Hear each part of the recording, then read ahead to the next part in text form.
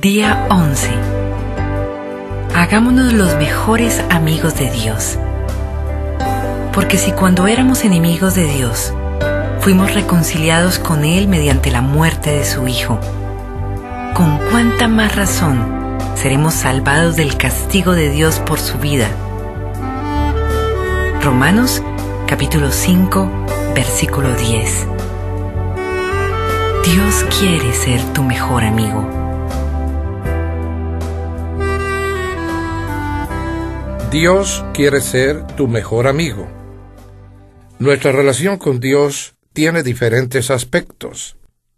Dios es el creador y el hacedor, el Señor y el Maestro, juez, redentor, Padre, Salvador y mucho más. Pero la verdad más impactante es que el Dios Todopoderoso anhela ser nuestro amigo. En el jardín del Edén vemos la relación ideal de Dios con nosotros. Adán y Eva disfrutaban una amistad íntima con Él.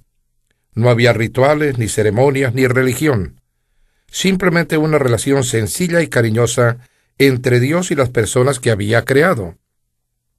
Sin los estorbos de la culpa o el temor, Adán y Eva se deleitaban en Dios y Él en ellos. Dios nos creó para vivir continuamente en su presencia. Pero después de la caída, esa relación ideal se estropeó. Solo unas pocas personas en el Antiguo Testamento tuvieron el privilegio de la amistad divina. A Moisés y a Abraham se les llamó amigos de Dios. De David se nos dice que para Dios era un hombre conforme a su corazón. Y Job, Enoc y Noé tenían una amistad íntima con Dios. Pero en el Antiguo Testamento el temor de Dios predomina más que la amistad. Jesús cambió esa situación.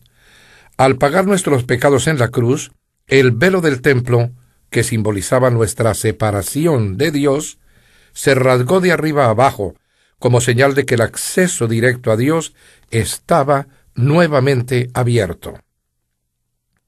A diferencia de los sacerdotes que debían prepararse durante horas antes de reunirse con Él, nosotros ahora podemos acercarnos a Dios en cualquier momento.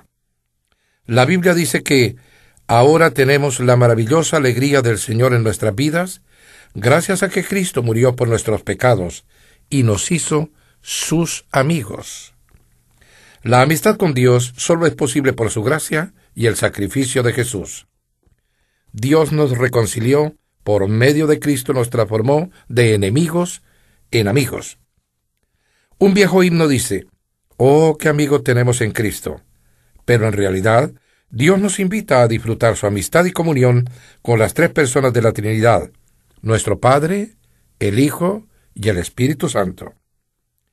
Jesús dijo: «Ya no los llamo siervos, porque el siervo no está al tanto de lo que hace su amo.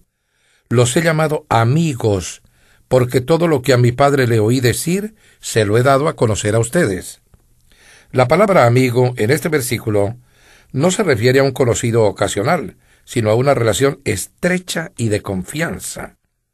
El mismo término se usa para referirse al padrino del novio en una boda y al círculo de amigos más íntimo y personas de confianza de un rey. En las cortes reales, los siervos deben permanecer a cierta distancia prudente del rey, pero sus amigos íntimos disfrutan de un contacto estrecho, así como de acceso directo al rey y de información confidencial. Es difícil comprender por qué Dios quiere ser mi amigo íntimo, pero la Biblia declara que Dios es apasionado con respecto a su relación con nosotros. Dios, pues, tiene el anhelo intenso de que lo conozcamos íntimamente. En efecto, planeó el universo y estructuró la historia, incluyendo los detalles de nuestra vida, para que pudiésemos ser sus amigos. La Escritura afirma: «De un solo hombre hizo todas las naciones para que habitaran toda la tierra, y determinó los períodos de su historia y las fronteras de sus territorios. Esto lo hizo Dios para que todos lo busquen, y aunque sea a tientas, lo encuentren». Conocer y amar a Dios es nuestro gran privilegio. Ser conocido y amado por Él es su mayor placer. Él dice que si alguien ha de gloriarse, que se gloríe de conocerme y de comprender que yo soy el Señor, pues es lo que a mí me agrada. Es difícil imaginar cómo es posible una amistad íntima entre un Dios perfecto, invisible y omnipotente, y el ser humano finito y pecador. Sería más fácil de entender una relación entre el amo y el siervo, o entre el creador y lo creado, incluso entre el Padre y el Hijo. Pero, ¿qué significa que Dios quiera ser mi amigo? Si consideramos las vidas de los amigos de Dios en la Biblia, podemos aprender 6 secretos de la amistad con Dios. Veamos 2 secretos en este capítulo y los 4 restantes en el siguiente. ¿Cómo llegar a ser el mejor amigo de Dios? Primero, mediante la conversación constante. No será posible desarrollar una relación estrecha con Dios si solo asistimos a la iglesia una vez a la semana, ni tampoco si solo tenemos un rato a solas con Dios. La amistad con Dios se cultiva cuando compartimos todas nuestras vivencias con Él. Por supuesto que es importante establecer el hábito del devocional diario con Dios, pero Él quiere ser más que una cita en nuestra agenda.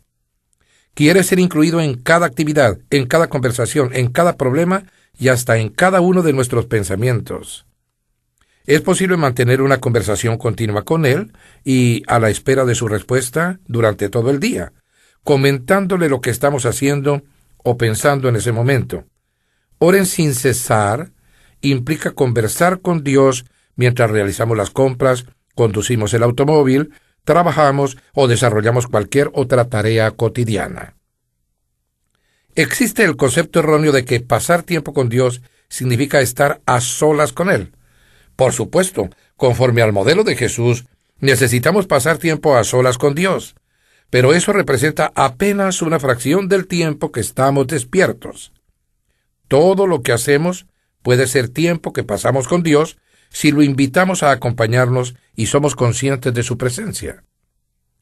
Hay un libro clásico para aprender a desarrollar una conversación constante con Dios. La práctica de la presencia de Dios. Fue escrito en el siglo XVII por el hermano Lawrence, un humilde cocinero en un monasterio francés. El hermano Lawrence fue capaz de convertir hasta las tareas domésticas más comunes y serviles, como preparar las comidas y lavar los platos, en actos de alabanza y comunión con el Creador. La clave de la amistad con Dios, dijo Lawrence, no es cambiar lo que uno hace, sino cambiar la actitud de uno al hacerlo. Lo que normalmente haces para ti, comienzas a hacerlo para Dios, ya se trate de comer, bañarse, trabajar, descansar o sacar la basura. En la actualidad, a veces sentimos que tenemos que distanciarnos de nuestra rutina diaria para poder adorar a Dios, pero eso se debe a que no hemos aprendido a practicar su presencia todo el tiempo. Al hermano Lawrence le resultaba fácil adorar a Dios mientras desarrollaba las tareas comunes de la vida. No tenía que viajar para asistir a retiros espirituales especiales. Ese es el ideal de Dios. En el Edén, la adoración no era un acontecimiento al que había que asistir, sino que era una actitud ininterrumpida. Adán y Eva estaban en comunión constante con Dios. Como Él está con nosotros todo el tiempo, no hay un lugar donde puedas estar más cerca de Dios que donde te encuentras ahora mismo. La Biblia dice que Él gobierna sobre todos. Está sobre todos y por medio de todos y en todos.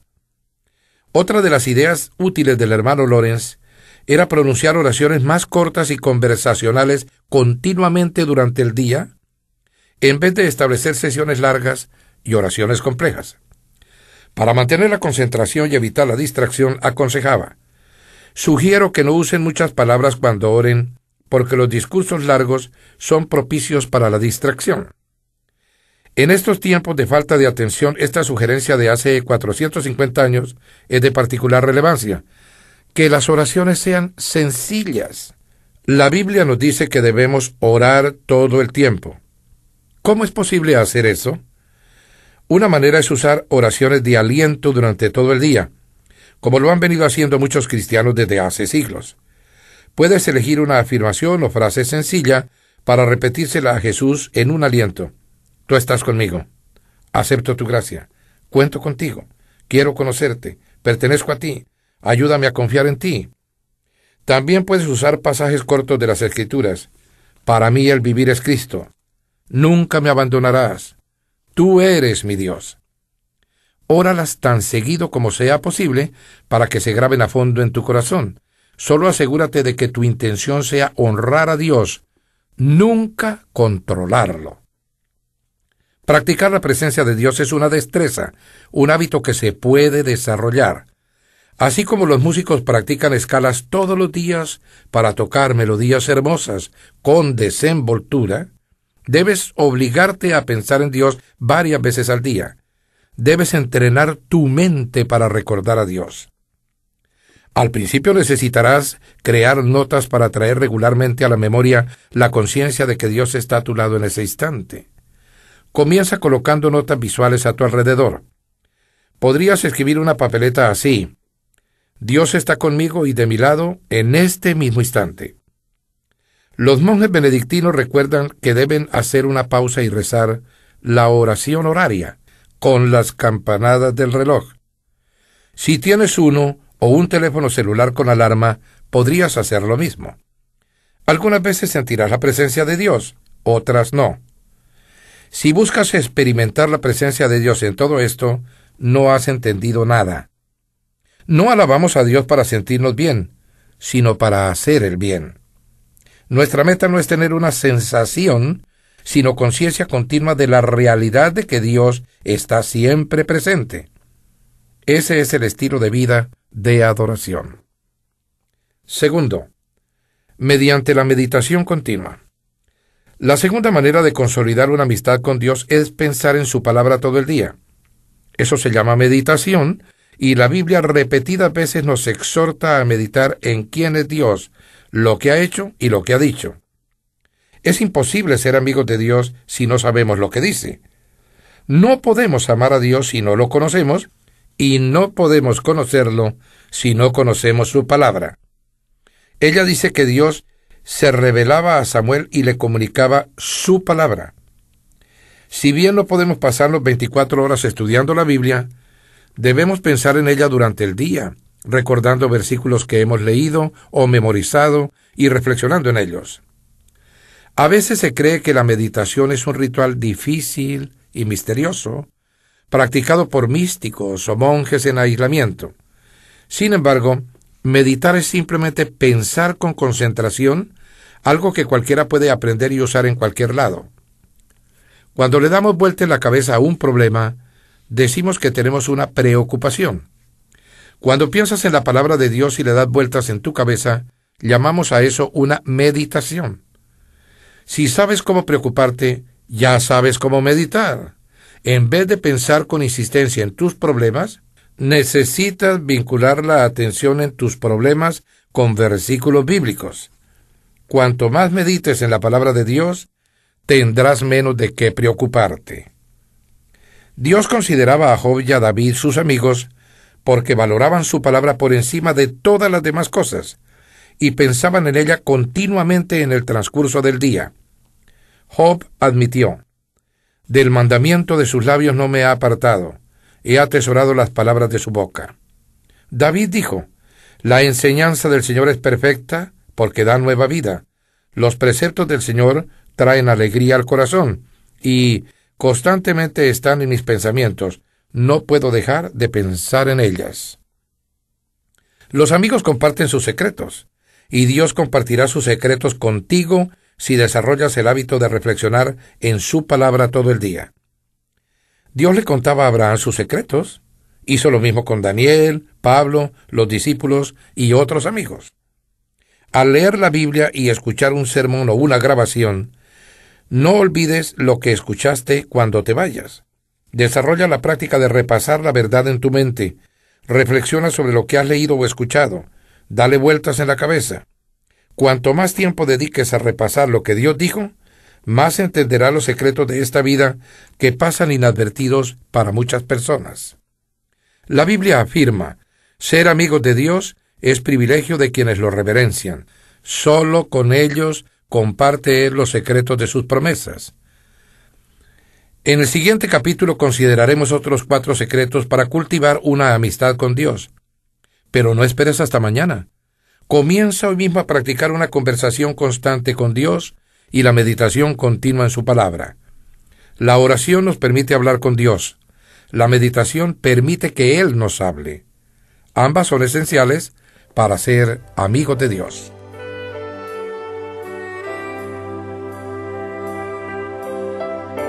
Pensando en mi propósito. Día 11. Punto de reflexión. Dios quiere ser mi mejor amigo. Versículo para recordar. Ser amigos de Dios es privilegio de quienes lo reverencian. Salmo, capítulo 25, versículo 14. Pregunta para considerar. ¿Qué puedo hacer para recordar que debo pensar en Dios y hablar con Él más a menudo durante el día?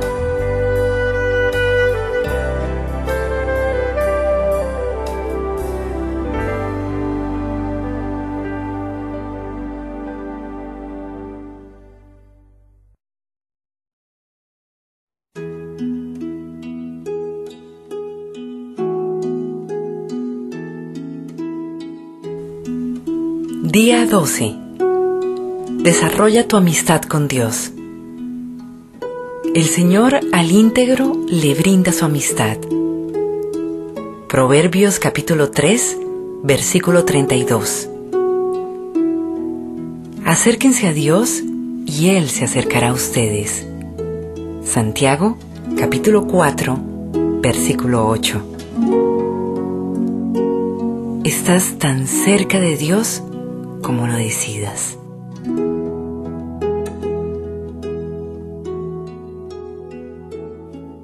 Estás tan cerca de Dios como lo decidas.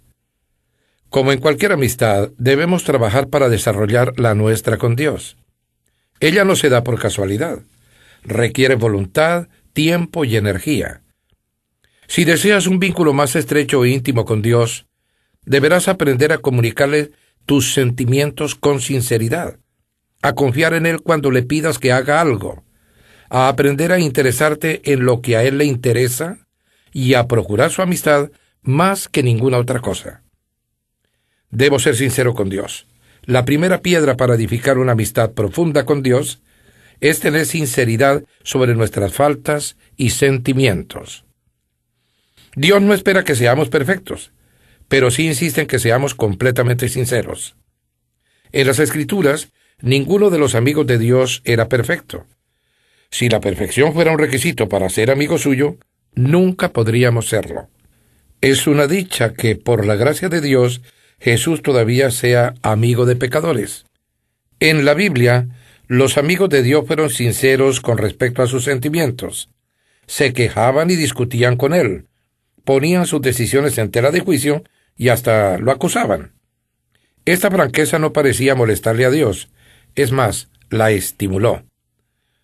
Dios permitió que Abraham pusiera en tela de juicio y cuestionara la destrucción de la ciudad de Sodoma. Abraham insistió con Dios para que no destruyera la ciudad, negoció con él, intercediendo por si hubiera por lo menos 50 justos, hasta conseguir apenas 10. Dios también escuchó pacientemente las acusaciones de David, que se quejaba de la injusticia, la traición y el abandono. Él no mató a Jeremías cuando éste dijo que Dios le había hecho trampa. Job pudo dar rienda suelta a su amargura durante el calvario que pasó. Y al final, Dios mismo lo defendió por ser sincero y amonestó a sus amigos por su falta de autenticidad. Dios les dijo que, a diferencia de mi amigo Job, lo dicho por ustedes y lo que han dicho sobre mí no es verdad. Mi amigo Job ahora orará por ustedes y yo aceptaré su oración. En un ejemplo asombroso de franca amistad, Dios expresó su disgusto total con la desobediencia de Israel. Le dijo a Moisés que cumpliría la promesa de darles a los israelitas la tierra prometida, pero que no daba un paso más con ellos en el desierto. Dios estaba harto y quiso que Moisés supiera exactamente cómo se sentía. Moisés, hablando como amigo de Dios, le respondió con la misma franqueza: «Tú insistes en que yo debo guiar a este pueblo, pero no me has dicho a quién enviarás conmigo. También me has dicho que soy tu amigo y que soy muy especial para ti. Entonces, dime cuáles son tus planes. Ten presente que los israelitas son tu pueblo, tu responsabilidad. Si tu presencia no nos guía, mejor no emprendamos este viaje. Si no vienes con nosotros, ¿cómo sabré que estamos juntos en esto, yo y tu pueblo? ¿Vienes con nosotros o no? Está bien, haré lo que me pides, le dijo el Señor a Moisés, y también haré esto porque te conozco bien y te considero mi amigo. ¿Puede Dios tolerar esa sinceridad franca e intensa de tu parte? Por supuesto. La amistad auténtica se construye con base en revelaciones. Lo que puede parecer un atrevimiento, para Dios es autenticidad. Dios escucha las palabras apasionadas de sus amigos. Se aburre con los clichés reverentes y previsibles. Si quieres ser amigo de Dios, debes ser sincero con Él, comunicarle lo que de verdad sientes, no lo que piensas que deberías sentir o decir. Es posible que necesites confesar una rabia oculta o algún resentimiento contra Dios en ciertas partes de tu vida donde sientes que Dios no te trató con justicia o que te decepcionó. Hasta que maduremos lo suficiente como para entender que Dios usa todo para bien de nuestra vida, estaremos resentidos con Él por simplezas, como la apariencia física, nuestro trasfondo y formación, oraciones sin respuesta, penas del pasado y otras cosas que cambiaríamos si fuéramos Dios. La gente suele echarle la culpa a Él por el dolor que otros les han provocado. William Backus llama a eso la grieta oculta con Dios. El resentimiento es el mayor impedimento para amistarse con Dios. ¿Por qué querría ser amigo de Dios si permitió esto? El antídoto, por supuesto, es darse cuenta de que Dios siempre actúa defendiendo nuestros intereses, incluso cuando nos resulta doloroso y no podemos entenderlo. Pero expresar nuestro resentimiento y revelar nuestros sentimientos es el primer paso para la recuperación.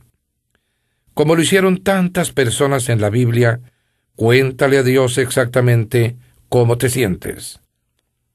Dios dejó sus instrucciones respecto a la sinceridad sin tapujos en el libro de los Salmos. Un manual de adoración lleno de protestas y desvaríos, dudas, temores, resentimientos y sentidas pasiones, combinadas con gratitud, alabanza y afirmaciones de fe. En ese libro se han catalogado todas las emociones. Cuando leas las emotivas confesiones de David y de otros, entenderás que así es como Dios quiere que lo adores, sin ocultarle ningún sentimiento. Podemos orar como el salmista: en su presencia expongo mi queja, en su presencia doy a conocer mi angustia cuando me encuentro totalmente deprimido. Es alentador saber que todos los amigos más íntimos de Dios, Moisés, David, Abraham, Job, entre otros, tuvieron sus momentos de duda, pero en vez de disimular su desconfianza con piadosa hipocresía, la expresaron con sinceridad, franca y públicamente. Expresar nuestras dudas suele ser el primer paso hacia el siguiente nivel de intimidad con Dios. Debo obedecer a Dios en fe. Siempre que confiemos en la sabiduría divina y hagamos todo lo que nos manda, aunque no lo entendamos, estaremos afianzando la amistad con Dios. Usualmente no pensamos en la obediencia como una característica de la amistad. La reservamos para las relaciones con los padres, con el jefe o con cualquier autoridad, pero no con un amigo. Sin embargo, Jesús dejó bien claro que la obediencia es una condición para la intimidad con Dios. Él dijo: ustedes son mis amigos si hacen lo que yo les mando. En el capítulo anterior hemos señalado que la palabra que Jesús usó cuando nos llamó amigos podría emplearse para referirse a los amigos del rey en la corte real. Si bien estos compañeros cercanos tenían privilegios especiales, aún así estaban sujetos al rey y tenían que obedecer sus órdenes. Somos amigos de Dios, pero no somos sus iguales. Él es nuestro líder cariñoso y nosotros lo seguimos. Obedecemos a Dios no por obligación, temor o compulsión, sino porque lo amamos y confiamos en que sabe lo que es mejor para nosotros. Queremos seguir a Cristo porque estamos agradecidos por todo lo que ha hecho por nosotros, y cuanto más cerca lo sigamos, más estrecha será nuestra amistad. Los no creyentes piensan que los cristianos obedecen por obligación, porque se sienten culpables o por temor al castigo, pero es todo lo contrario. Obedecemos por amor, porque nos ha perdonado y liberado, y nuestra obediencia nos llena de gozo. Jesús dijo: Así como el Padre me ha amado a mí, también yo los he amado a ustedes. Permanezcan en mi amor. Si obedecen mis mandamientos, permanecerán en mi amor, así como yo he obedecido los mandamientos de mi Padre y permanezco en su amor. Les he dicho esto para que tengan mi alegría, y así su alegría sea completa. Fíjate en que Jesús simplemente espera que hagamos lo mismo que Él hizo con el Padre. Esa relación es el modelo para establecer nuestra amistad con Él. Jesús hizo todo lo que el Padre le pidió que hiciera, y lo hizo por amor. La verdadera amistad no es pasiva, sino activa. Cuando Jesús nos pide que amemos a los demás, que ayudemos a los necesitados, que compartamos nuestros recursos, que tengamos una vida limpia, que estemos dispuestos a perdonar y a atraer a otros a Él, el amor nos impulsa a obedecerlo al instante. Muchas veces se nos desafía a hacer grandes cosas para Dios. En realidad, a Él le agrada más que hagamos pequeñas cosas con obediencia y por amor. Podrán pasar inadvertidas para los demás, pero Dios las ve y las considera actos de adoración. Las grandes oportunidades suelen venir una sola vez en la vida, pero estamos rodeados de pequeñas oportunidades todos los días. Podemos alegrar a Dios hasta con actos tan sencillos como decir la verdad, ser generosos, animar a los demás. Dios atesora estos simples gestos de obediencia más que nuestras oraciones, alabanza y ofrendas. La Biblia nos dice: ¿qué le agrada más al Señor? ¿Que se le ofrezcan holocaustos y sacrificios, o que se obedezca lo que Él dice? El obedecer vale más que el sacrificio. Jesús comenzó su ministerio público a la edad de 30 años, cuando Juan lo bautizó. Este es mi Hijo amado, estoy muy complacido con Él. ¿Qué hizo Jesús durante 30 años que agradaba tanto a Dios? La Biblia no nos dice nada respecto a esos años ocultos, a excepción de una frase aislada en Lucas 2:51. Regresó a Nazaret con ellos y vivió obedientemente con ellos. 30 años de vivir agradando a Dios se resumen en 2 palabras: vivió obedientemente. Debo valorar lo que Dios valora. Esto es lo que hacen los amigos: se interesan en lo que la otra persona considera importante. Mientras más amigo seas de Dios, más te importará lo que a Él le importa, más te afligirá lo que a Él le aflige, y más te alegrará con lo que a Él le agrada. Pablo es el mejor ejemplo de esto. Los planes de Dios eran los suyos, y se apasionaba por las mismas cosas que apasionaban a Dios. Pedía que le aguantaran la tontería de estar tan preocupado por los corintios, porque se debía a la pasión de Dios quemándolo por dentro. David sentía lo mismo. La pasión por la casa de Dios me consumía. Sentía que los que insultaban a Dios también me insultaban a mí. ¿Qué es lo que más le importa a Dios? La redención de su pueblo. Quiere hallar a todos sus hijos que se han perdido. Jesús vino al mundo por este motivo principal. El hecho más preciado para Dios es la muerte de su Hijo. Lo segundo más valioso es cuando sus hijos comparten esa noticia con otros. Si somos amigos de Dios, nos deben importar todas las personas a nuestro alrededor, porque ellas también preocupan a Dios. Los amigos de Dios les hablan a sus amigos acerca de Dios. Debo desear la amistad con Dios más que nada. Los salmos están repletos de ejemplos de este anhelo. David deseaba con pasión conocer a Dios por encima de todo. Usó palabras como anhelo, ansia, sed, hambre. Anhelaba a Dios. Dijo: solo una cosa he pedido al Señor, solo una cosa deseo: estar en el templo del Señor todos los días de mi vida, para adorarlo en su templo y contemplar su hermosura. Y en otro salmo dijo: tu amor es mejor que la vida. La pasión con que Jacob deseaba la bendición de Dios en su vida fue tan intensa que luchó toda la noche en el campo con Dios y le dijo: no te soltaré hasta que me bendigas. La parte más llamativa de esta historia es que Dios, que es todopoderoso, lo dejó ganar. Dios no se ofende cuando luchamos con Él, porque este encuentro requiere contacto personal, y eso nos acerca a Él. También es una actividad apasionada, y a Dios le encanta cuando nos emocionamos con Él. Pablo fue otro hombre entusiasmado por su amistad con Dios. No había nada más importante, era prioritaria, el foco único, la meta principal de su vida. Dios usó a Pablo de manera tan grande justamente por esa razón. Una versión amplificada de la Biblia expresa cabalmente la intensidad de la pasión que Pablo sentía. Mi firme propósito es conocerlo mejor, para poder progresivamente conocerlo más a fondo y más íntimamente, sintiendo, percibiendo y entendiendo las maravillas de su persona con mayor intensidad y más claridad. Lo cierto es que estás tan cerca de Dios como tú lo deseas. La amistad íntima con Dios es una opción, no es una casualidad. Debes tener la intención de buscarla. ¿Realmente la quieres? ¿Más que a cualquier otra cosa la quieres? ¿Cuánto vale para ti? ¿Vale la pena que dejes otras cosas para conseguirla? ¿Merece el esfuerzo que tendrás que hacer para desarrollar los hábitos y destrezas necesarios? Quizás en el pasado Dios te haya apasionado, pero has perdido ese fervor. Era el problema que tenían los cristianos de Éfeso. Habían dejado su primer amor. Hacían lo correcto, pero por obligación y no por amor. Si solo has estado cumpliendo con gestos espirituales, no debería sorprenderte si Dios permite el dolor en tu vida. La aflicción es como el combustible de la pasión.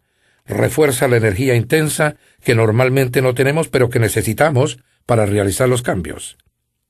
El doctor C.S. Lewis dijo, el dolor es el altavoz de Dios. Dios nos despierta del letargo espiritual mediante el dolor.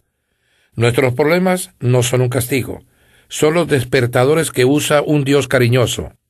Él no está enojado con nosotros, Él está apasionado con nosotros y hará lo que sea necesario para que volvamos a tener comunión con Él. Pero hay una manera más fácil para reencender tu entusiasmo por Dios. Comienza pidiéndole a Él esta pasión y pídela hasta conseguirla. Haz esta oración durante el día. Querido Jesús, lo que más quiero es conocerte íntimamente. Dios les dijo a los cautivos de Babilonia que, cuando lo buscaran en serio y de todo corazón, Él se aseguraría de no defraudarlos. Tu relación más importante. No hay nada, absolutamente nada más importante que cultivar la amistad con Dios. Es una relación que durará para siempre.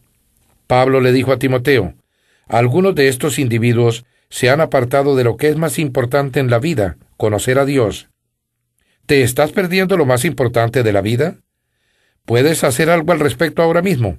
Recuerda, es tu decisión. Estarás tan cerca de Dios como tú lo quieras.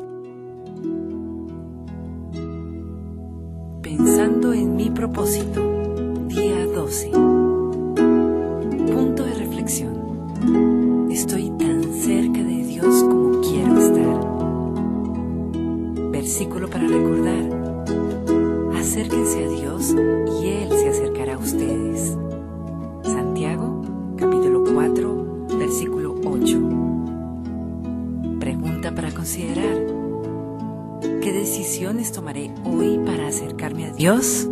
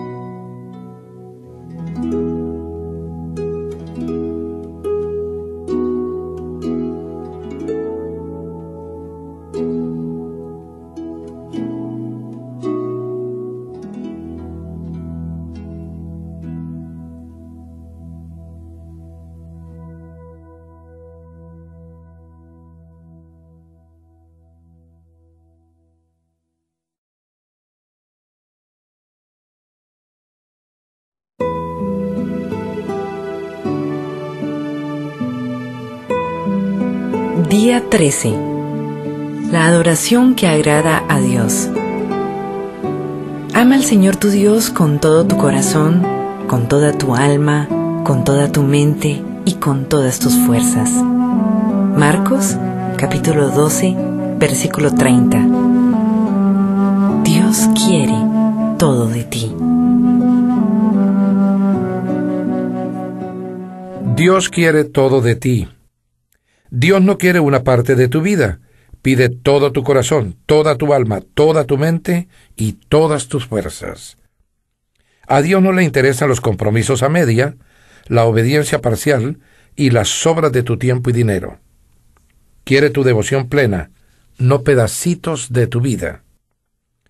Una mujer samaritana en cierta ocasión discutió con Jesús acerca del mejor tiempo, lugar y estilo de adoración. Jesús le contestó que esos aspectos eran irrelevantes. El lugar de adoración no es tan importante como y cuánto de nuestro ser le ofrecemos a Dios cuando lo hacemos. Hay una manera de adorar buena y mala. La Biblia dice, así que nosotros, que estamos recibiendo un reino inconmovible, seamos agradecidos. Inspirados por esta gratitud, adoremos a Dios como a Él le agrada, con temor reverente. La adoración que agrada a Dios tiene 4 características. Primera, a Dios le agrada la adoración en verdad. La gente suele decir, me gusta pensar en Dios como alguien que... y plantean la idea de un Dios a quien les gustaría adorar. Pero no podemos simplemente crear nuestra propia imagen de Dios, la que nos resulta cómoda y políticamente correcta, y adorarla. Eso es idolatría. La adoración debe basarse en la verdad de las Escrituras, no en nuestra opinión acerca de Dios. Jesús le dijo a la mujer samaritana, los verdaderos adoradores rendirán culto al Padre en espíritu y en verdad, porque así quiere el Padre que sean los que le adoren. Adorar en verdad significa adorar a Dios como la Biblia verdaderamente lo revela. Segunda, a Dios le agrada la adoración auténtica. Cuando Jesús dijo que debemos adorar en espíritu, no se refería al Espíritu Santo, sino a nuestro espíritu. Fuimos creados a imagen de Dios y, por lo tanto, somos un espíritu que reside en un cuerpo. Y Él diseñó nuestro espíritu para que pudiéramos comunicarnos con Él. La adoración es la respuesta de nuestro espíritu al Espíritu de Dios. Cuando Jesús dijo, ama al Señor tu Dios con todo tu corazón y con toda tu alma, quería decir que la adoración debe ser auténtica y sentida, de corazón. No se trata solo de decir las palabras correctas, debes creer en lo que dices. La alabanza que no brota del corazón no es alabanza. No sirve de nada, es un insulto a Dios.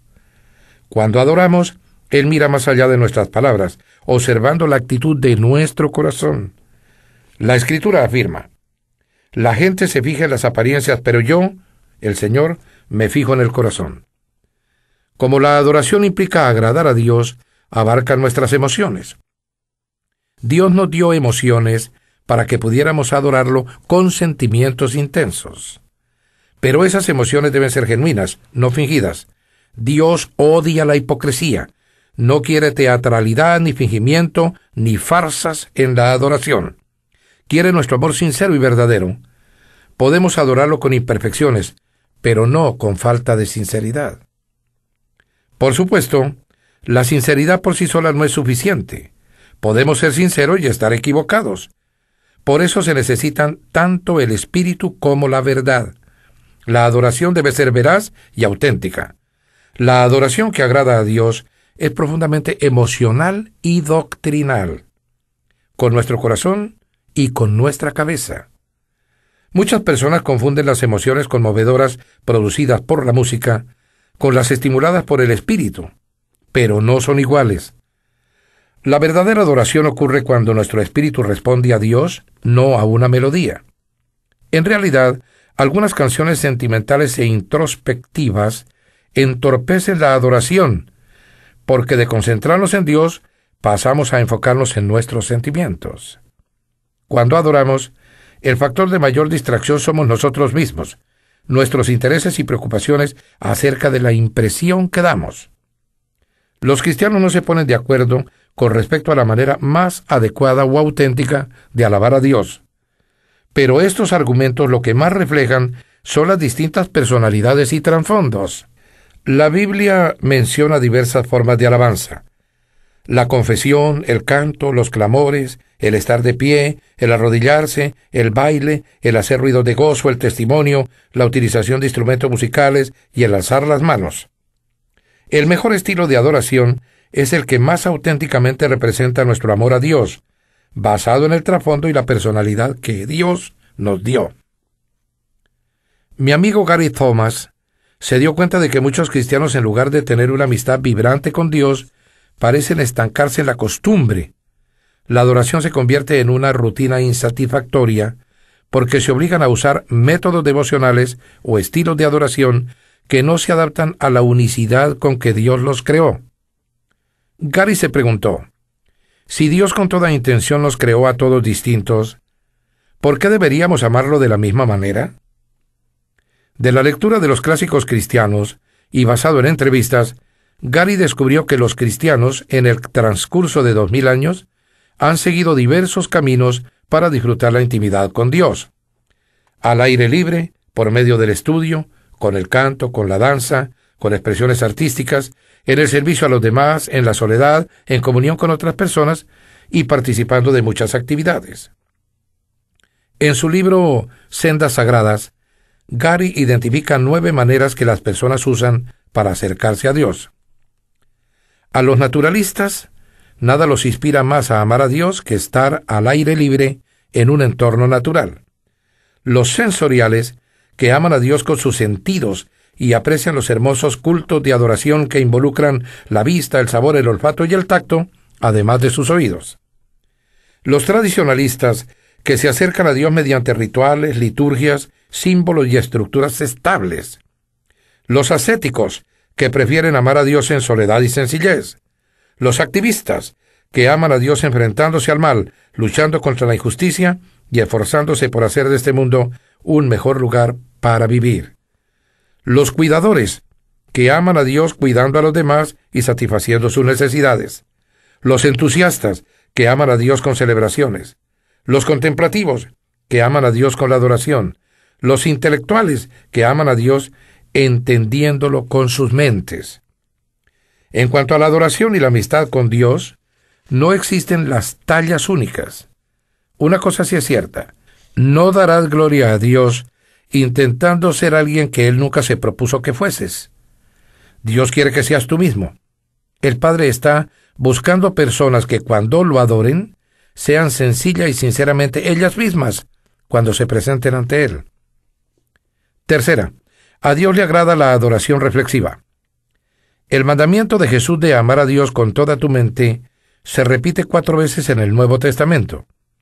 A Dios no le agrada que cantemos himnos, oremos con apatía y exclamemos con indiferencia «Gloria a Dios» sin pensar en lo que hacemos, porque no se nos ocurre otra cosa que decir en ese momento. Si no pensamos en lo que hacemos cuando adoramos, la adoración no sirve. Tu mente debe estar puesta en lo que haces. Jesús tildó de vanas repeticiones a la adoración distraída. El mal uso puede convertir hasta los términos bíblicos en frases gastadas cuando olvidamos su significado. Cuando adoramos, es mucho más fácil ofrecer oraciones rutinarias que esforzarnos por honrar a Dios con palabras y con gestos llenos de frescura. Por eso, los animo a leer las Escrituras usando distintas versiones y paráfrasis. Eso es útil para enriquecer nuestras expresiones de adoración. Trata de alabar a Dios sin usar las palabras alabanza, aleluya, gracia, gloria a Dios o amén. En vez de decir solo queremos alabarte, haz una lista de sinónimos y usa palabras más novedosas como admirar, respetar, valorar, reverenciar, honrar, apreciar. Además, sé específico. Si alguien se te acerca y repite te alabo 10 veces, es probable que pienses ¿por qué? Tú preferirías 2 cumplidos específicos a 20 generalidades vagas. Dios también. Otra idea es hacer una lista de los diferentes nombres que tiene Dios y concentrarse en ellos. Los nombres de Dios no son arbitrarios, expresan distintos aspectos de su carácter. En el Antiguo Testamento, Dios se reveló gradualmente a Israel, introduciendo nuevos nombres para sí, y nos manda a alabar su nombre. Dios quiere que nuestras reuniones de adoración en público también tengan sentido. Pablo dedica un capítulo entero a este asunto en 1 Corintios 14 y concluye: pero todo debe hacerse de manera apropiada y con orden. Con respecto a este punto, Dios insiste en que nuestros cultos de adoración puedan ser entendidos por los no creyentes que estén presentes en nuestras reuniones de adoración. Pablo señaló que, si tú das gracias a Dios con tu espíritu y te escucha algún extraño, no podrá unirse a tu oración porque no entenderá lo que dices. No podrá hacerlo porque no habrá comprendido nada. Tu oración podrá ser muy buena, pero no estarás ayudando a nadie. La Biblia nos ordena ser sensibles a los no creyentes que están de visita en nuestras reuniones de adoración. Si hacemos caso omiso de este mandamiento, somos desobedientes y no tenemos amor. Si deseas una explicación más extensa acerca de este punto, consulta el libro Una iglesia con propósito, en su capítulo La adoración puede ser testimonio. Cuarta, a Dios le agrada la adoración práctica. La palabra de Dios afirma: le ruego que cada uno de ustedes, en adoración espiritual, ofrezca su cuerpo como sacrificio vivo, santo y agradable a Dios.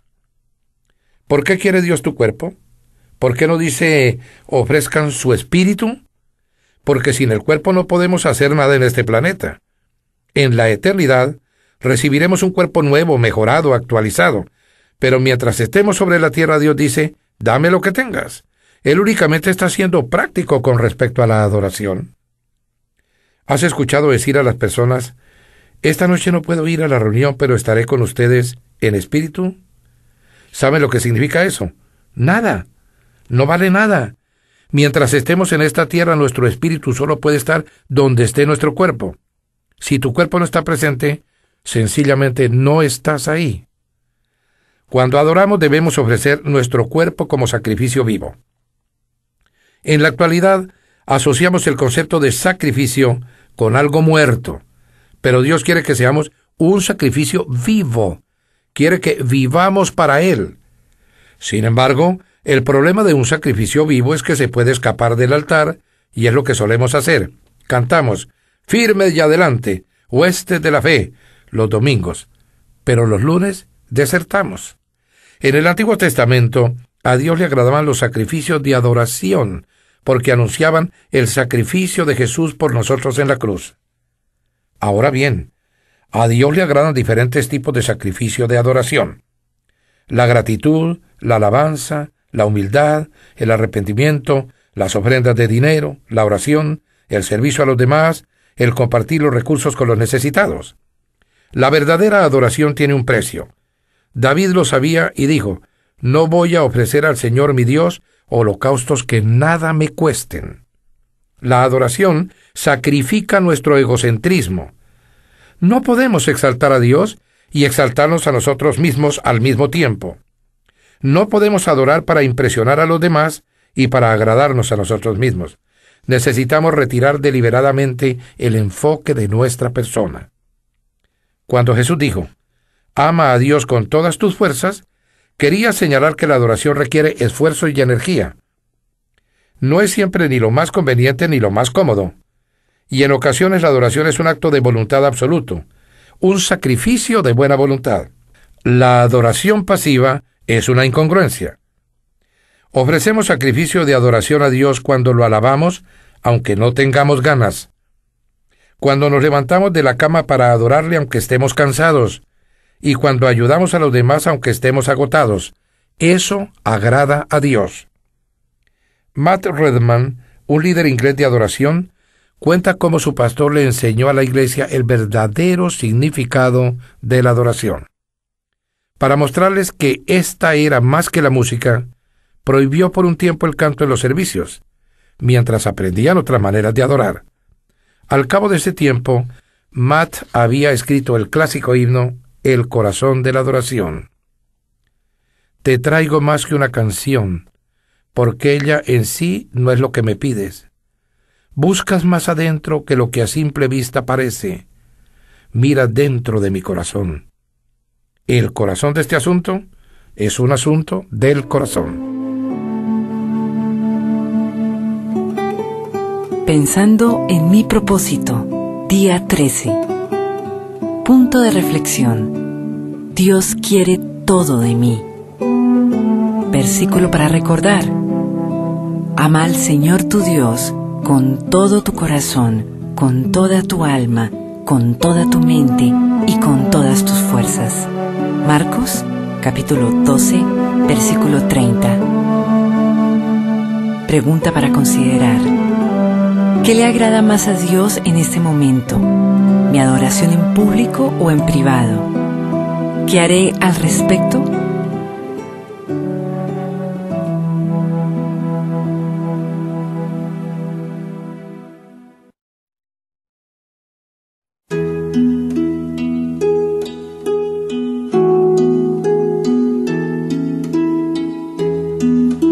Día 14. Cuando Dios parece distante. El Señor ha escondido su rostro del pueblo, pero yo esperaré en Él, pues en Él tengo puesta mi esperanza. Isaías capítulo 8, versículo 17.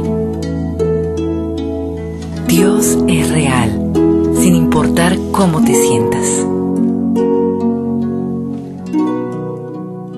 Dios es real sin importar cómo te sientas. Cuando las cosas marchan bien en nuestra vida, es fácil adorar a Dios.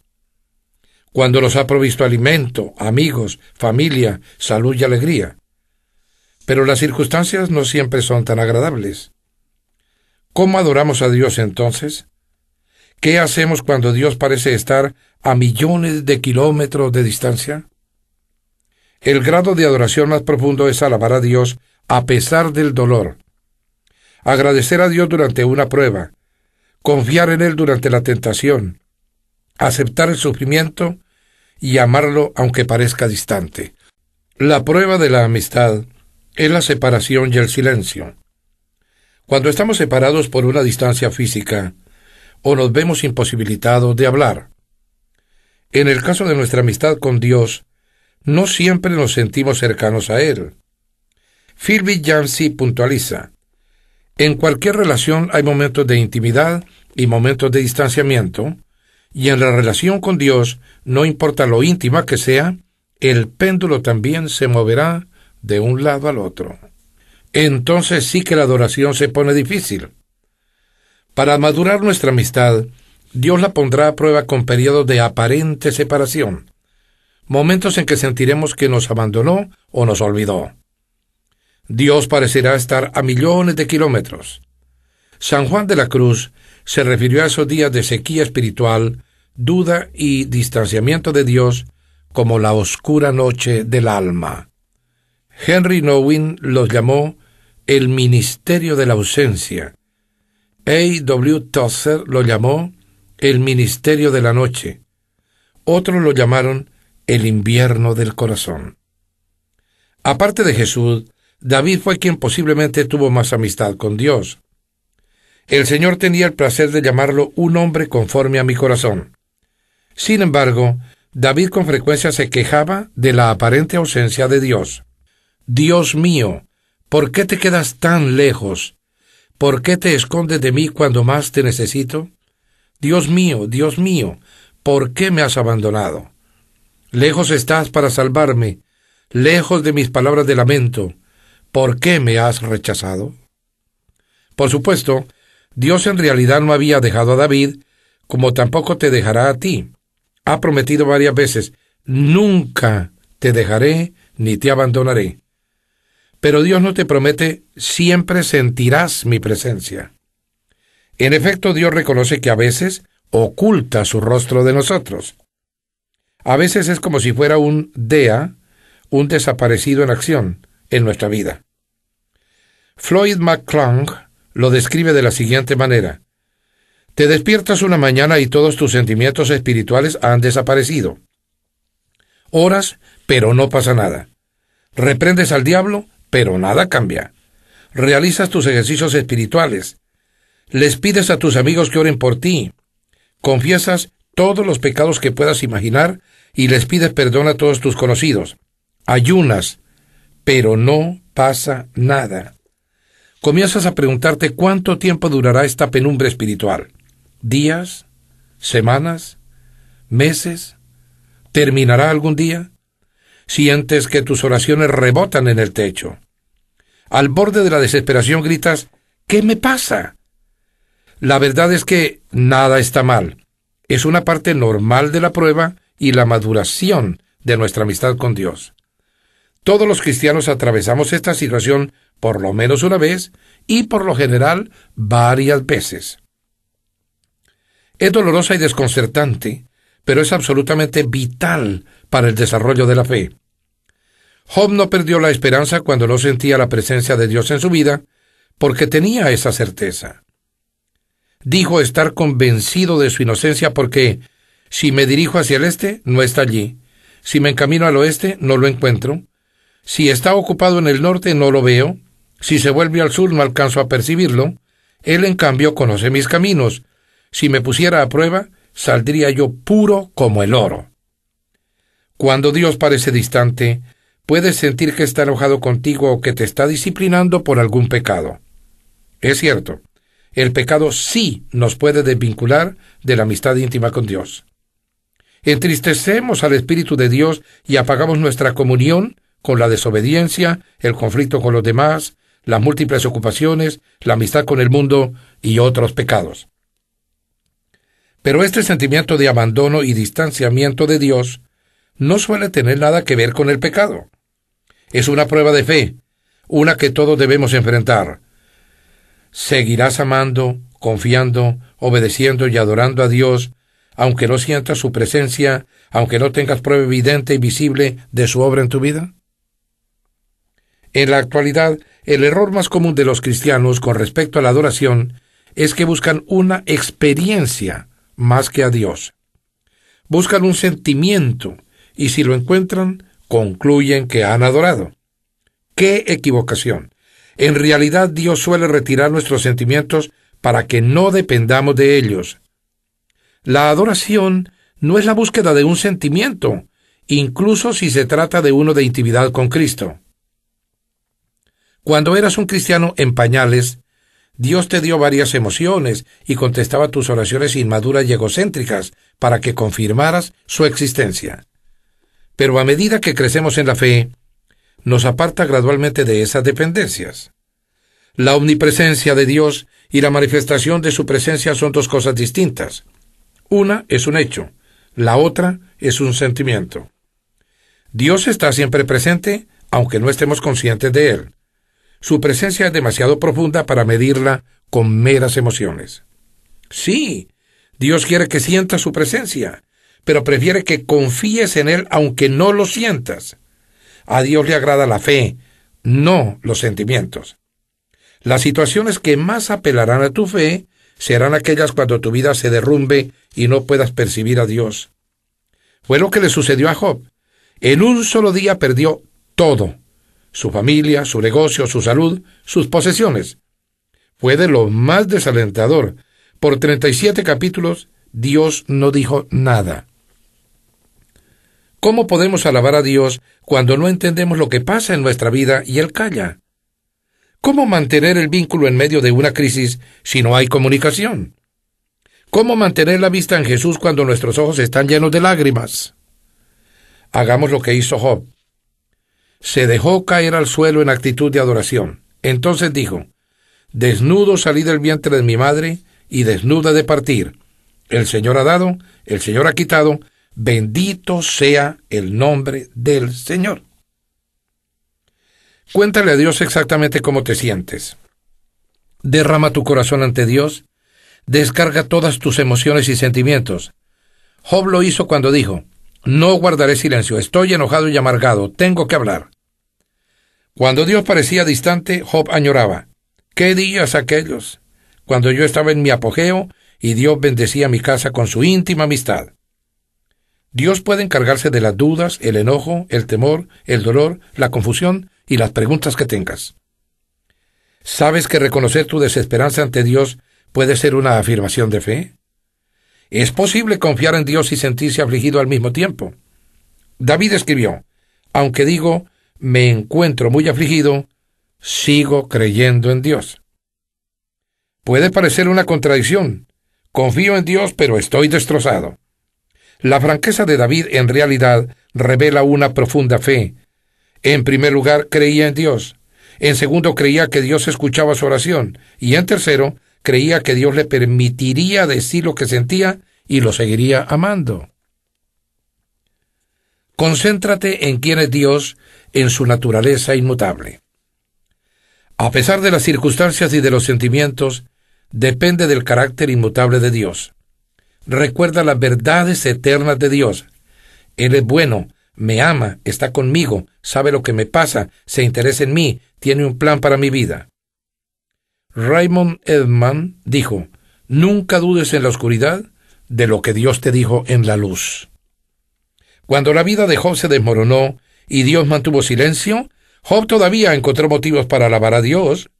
Él es bueno y amoroso, Él es todopoderoso, Él conoce todos los detalles de mi vida, Él tiene el control, Él tiene un plan para mi vida, Él me salvará. Confía en que Dios cumplirá sus promesas. Durante las épocas de sequía espiritual debemos depender pacientemente de las promesas de Dios y no de nuestras emociones. Debemos reconocer que nos está conduciendo a un grado más profundo de madurez. Una amistad basada en emociones es, sin duda, superficial. No te preocupes por tus preocupaciones. El carácter de Dios no cambia con las circunstancias. La gracia de Dios todavía tiene toda su fuerza. Él todavía está de tu lado, aunque no lo sientas. Cuando Job sintió la ausencia de Dios, siguió dependiendo de su palabra. No me he apartado de los mandamientos de sus labios. En lo más profundo de mi ser, he atesorado las palabras de su boca. Gracias a que confiaba en la palabra de Dios, Job pudo mantenerse fiel, aunque nada parecía tener ningún sentido. Su fe era fuerte en medio del dolor. Dios podrá matarme, pero todavía confiaré en Él. Adoras a Dios de una manera más profunda cuando mantienes tu confianza en Él, a pesar de que sientas que te ha abandonado. Recuerda lo que Dios hizo por ti. Aunque Dios nunca hubiera hecho algo por ti, aún así merecería tu continua alabanza por el resto de tu vida, por lo que Jesús hizo en la cruz. El Hijo de Dios murió por ti. Ese es el motivo más importante de la adoración. Por desgracia, olvidamos la crueldad del sacrificio y la agonía que Dios sufrió. La familiaridad genera complacencia. Incluso antes de su crucifixión, al Hijo de Dios lo desnudaron y lo golpearon hasta dejarlo irreconocible. Lo azotaron, lo insultaron y se burlaron de él. Le pusieron una corona de espinas y lo escupieron con desprecio. Hombres crueles abusaron de Jesús y lo ridiculizaron. Lo trataron peor que a un animal.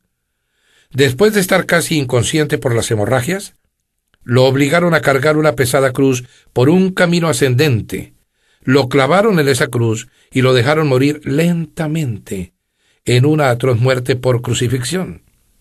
Mientras se desangraba, tuvo que escuchar las burlas y los insultos del gentío que se divertía viendo su dolor, desafiando su afirmación de ser Dios. Además, mientras el Señor cargaba todo el pecado y toda la culpa de la humanidad sobre su persona, Dios miró a otro lado, y Jesús exclamó: Dios mío, ¿por qué me has desamparado? Él pudo haberse salvado a sí mismo, pero entonces no habría podido salvarte a ti. No hay palabras que puedan explicar la oscuridad de ese momento. ¿Por qué Dios permitió y toleró ese maltrato tan espantoso y malvado? ¿Por qué? Para que no tuvieras que pasar la eternidad en el infierno y para que pudieras estar en su gloria para siempre. La Biblia dice: al que no cometió pecado alguno, por nosotros lo trató como pecador, para que en él recibiéramos la justicia de Dios. Jesús dio todo de sí para que tuvieras todo. Murió para que pudieras vivir para siempre. Eso por sí solo ya es suficiente para merecer tu gratitud y alabanza continua. Nunca más te preguntes qué motivos tienes para agradecer a Dios.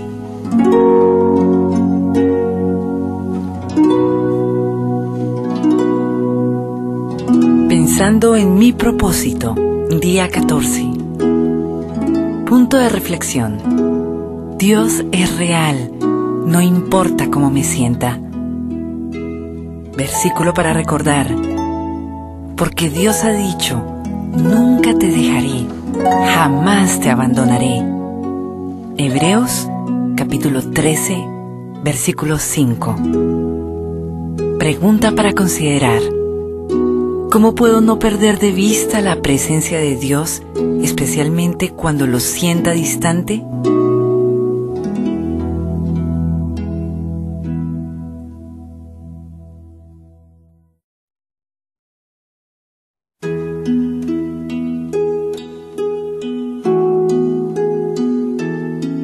Propósito número 2.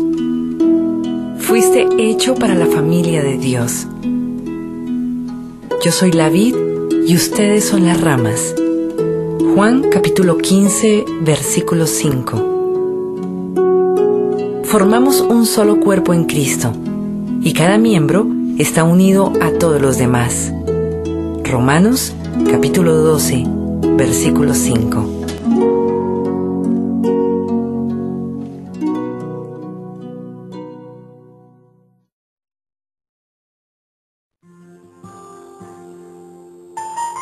Día 15. Hecho para la familia de Dios. Dios es quien hizo todas las cosas, y todas las cosas son para su gloria. Quería tener muchos hijos para compartir su gloria. Hebreos capítulo 2, versículo 10. Miren cuánto nos ama el Padre Celestial, que permite que seamos llamados hijos de Dios. Y lo somos. Primera de Juan, capítulo 3, versículo 1. Fuiste hecho para pertenecer a la familia de Dios.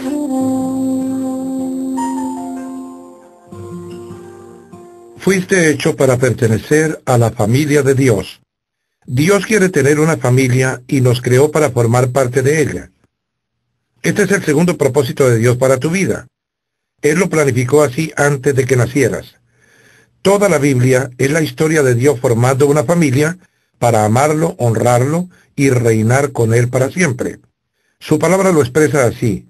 Su plan inmutable ha sido adoptarnos en su propia familia, trayéndonos a Él mediante Cristo Jesús.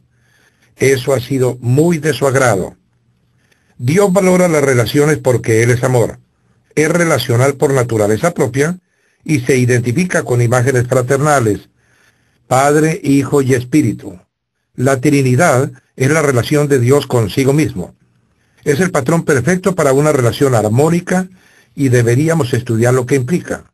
Como Dios siempre ha existido, en una relación plural consigo, nunca ha estado solo. Él no necesitaba tener familia, quería tenerla.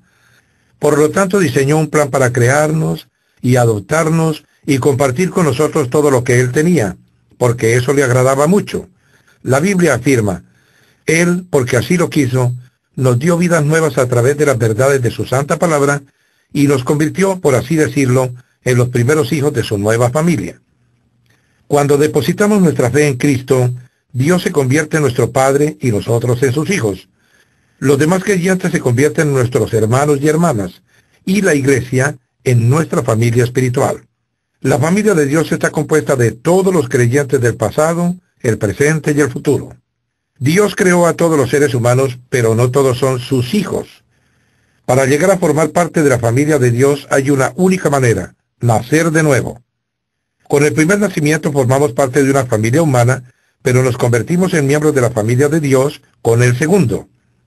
Dios nos ha dado el privilegio de nacer de nuevo, para poder pertenecer a la propia familia de Dios. La invitación a formar parte de la familia de Dios es universal, pero hay una condición. tener fe en Jesús.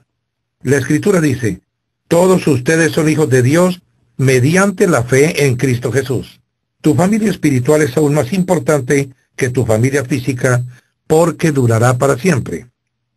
Nuestras familias en esta tierra son dones maravillosos de Dios, pero son pasajeras y frágiles, en ocasiones divididas por el divorcio, la distancia, la vejez e inevitablemente la muerte. En cambio, nuestra familia espiritual, nuestras relaciones con los demás creyentes, continuará por la eternidad. Es una unión más fuerte, un vínculo más permanente que la consanguinidad. Cuando Pablo se detenía a considerar el propósito eterno de Dios para nosotros, dejaba escapar la alabanza. Cuando pienso en lo sabio y amplio de su plan, me arrodillo y oro al Padre de la gran familia. Algunos miembros de esta gran familia ya están en el cielo y otros están todavía aquí en la tierra. Beneficios de pertenecer a la familia de Dios. Cuando nacimos espiritualmente en la familia de Dios, recibimos algunos regalos asombrosos. El nombre de la familia, la semejanza a la familia, los privilegios familiares, el acceso a la intimidad de la familia y la herencia familiar. La Biblia dice que, como somos hijos de Dios, todo lo que Él tiene nos pertenece. El Nuevo Testamento pone de relieve nuestra rica herencia.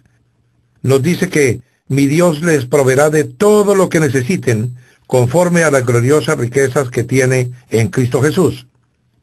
Como hijos de Dios tenemos parte en la fortuna familiar.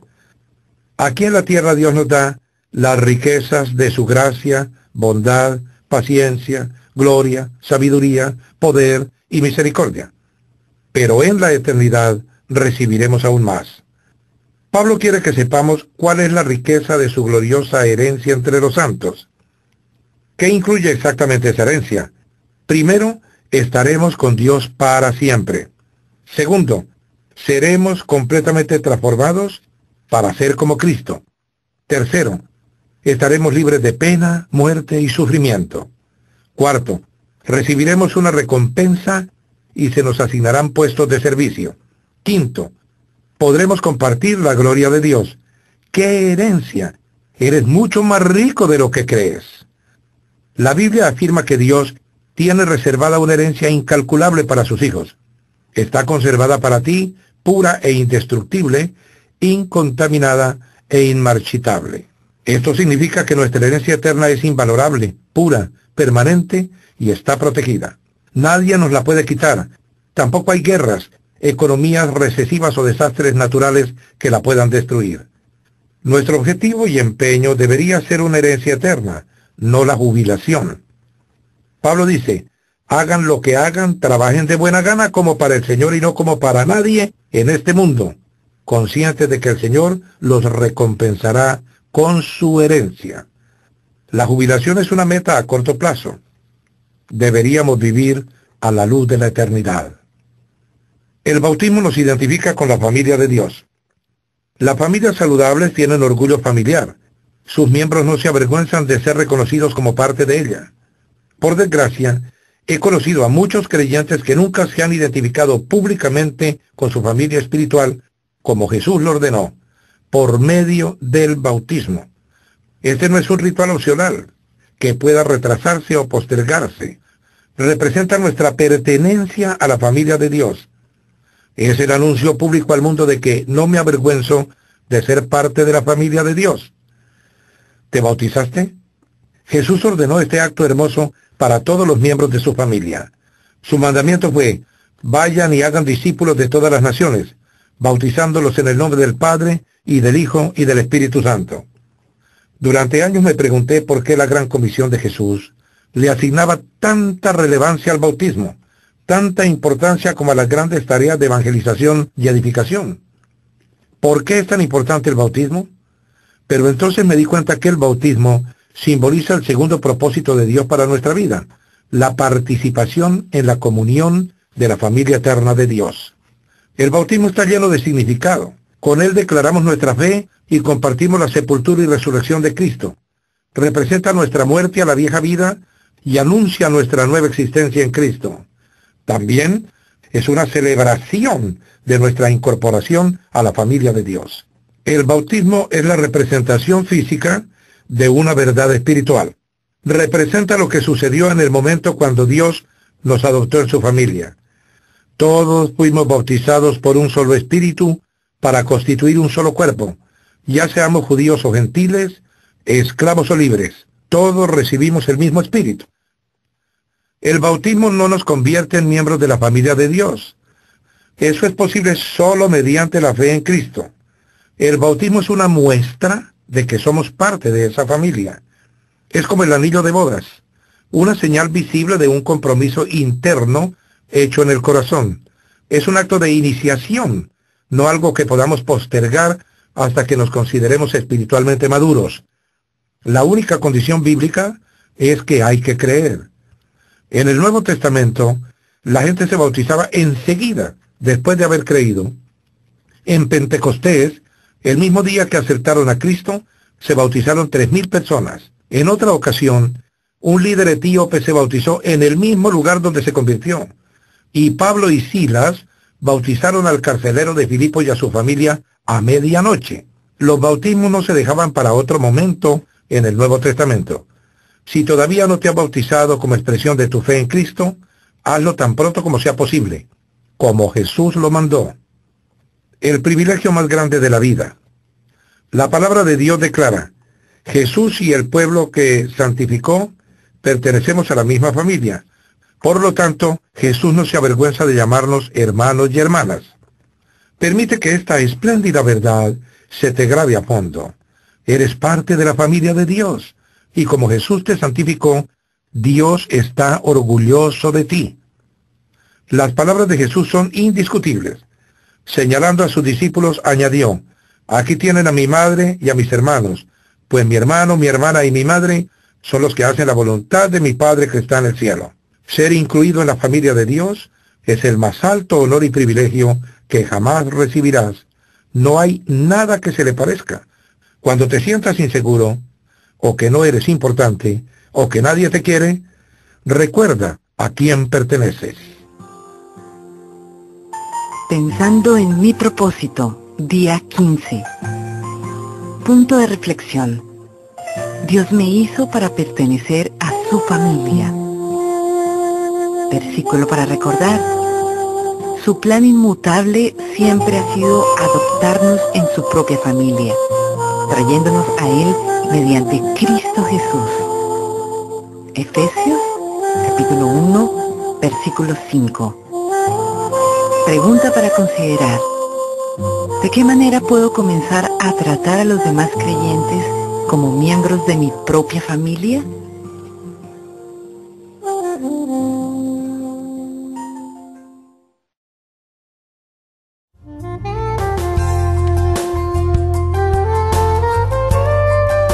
Usted está escuchando Una vida con propósito de Rick Warren.